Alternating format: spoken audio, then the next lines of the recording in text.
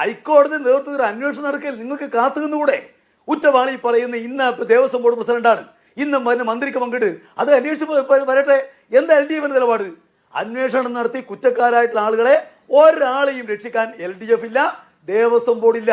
ഇത്ര ക്ലിയർ ആയിട്ട് പറയാൻ വേണ്ടി കഴിഞ്ഞ ഏതൊരു ഗവൺമെന്റ് കേരളത്തിൽ?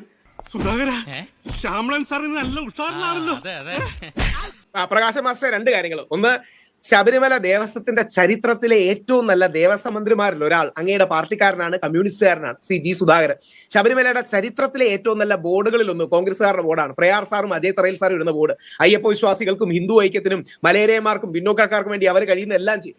ശബരിമലയുടെ ചരിത്രത്തിൽ തന്നെ ഏറ്റവും നല്ല ഭക്തരിൽ ഒരാളെന്ന് നമുക്ക് എണ്ണം എടുത്ത് പറയാൻ കഴിയുന്നത് കാവി ധരിക്കാത്ത സന്യാസിയായ BJP-യിലെ ഒരു കുമ്മൻ രാജശേഖരനാണ്. ഇതൊരു രാഷ്ട്രീയ വിഷയമല്ല, അങ്ങ് ഇതൊരു പൊളിറ്റിക്കൽ ഡിഫൻസ് എടുക്കരുത്. അതായത് അയ്യപ്പന്റെ സ്വർണം ദേവസ്വം ബോർഡിന്റെ നേതൃത്വത്തിൽ കട്ടു, അയ്യപ്പന്റെ സ്വർണം ദേവസ്വം ബോർഡിന്റെ നേതൃത്വത്തിൽ കട്ടു, അയ്യപ്പന്റെ സ്വർണം ദേവസ്വം ബോർഡിന്റെ നേതൃത്വത്തിൽ കട്ടു. എന്താ തെളിവ്? ഹൈക്കോടതി വിധി 10-ാം പേജ്. സത്യമാണെങ്കിലും എനിക്ക് അംഗീകരിച്ചു കൊടുക്കാൻ പറ്റുമോ? പിന്നെ രാഹുൽ പറഞ്ഞു ഏറ്റവും വലിയ അയ്യപ്പ ഭക്തനായിട്ടുള്ളത് കുമ്മനം രാജശേഖരനാണ്. അങ്ങ് പുതിയതായിട്ടുള്ള ന്യൂസ് അപ്ഡേറ്റ് വരാത്തതുകൊണ്ടാണ്.